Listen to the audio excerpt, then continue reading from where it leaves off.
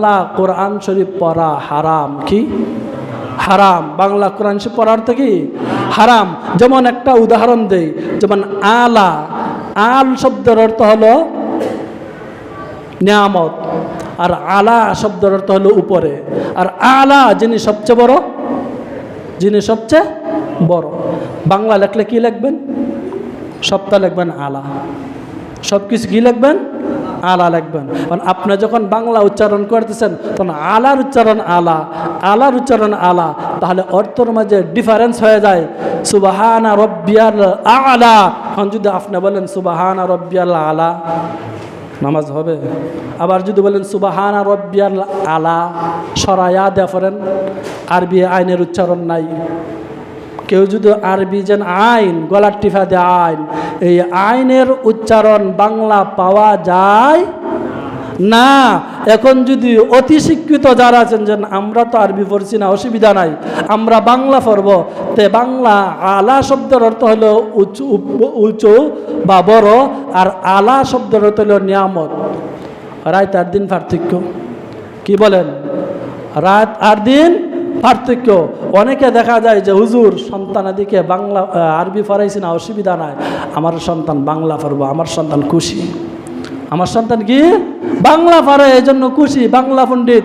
না, বাংলা পড়লে কোরআন পরিষ্কার হারাম, এই জন্য বাংলা পড়া যাবে না। বাংলা কোরআন শরীফ পড়লে সহি শুদ্ধ উচ্চারণ হয় না। এই জন্য আমার উস্তাজ আল্লামা মুফতি আবু সাইদ সাহেব, যিনি বাংলাদেশের মাঝে 1 নম্বর দারুল উলুম দেওবন্দ, মাত্র 6 মাস পরে আপনার ইফতা বিভাগের সনদ নিয়ে আসছেন। লক্ষ লক্ষ ছাত্রদের মাঝে এমন কোনো প্রমাণ নাই। 6 মাস পড়ার পর দারুল উলুম দেওবন্দ থেকে বলেছেন যে আপনার জন্য আর পড়ার দরকার নাই, এই সার্টিফিকেট দিয়েছেন। ফরিদাবাদ মাদ্রাসার প্রধান মুফতি যিনি মুফতি আবু সাইদ সাহেব, হুজুরের কথা একই, যার কাছে আমি বুখারি পড়েছি, হুজুর একই বলেছেন, সারা বাংলাদেশের মাঝে যদি 5 জন মুফতি একত্রিত করেন, এর মাঝে হুজুরের নাম আসবে, 5 জনের ভিতরে আসবে।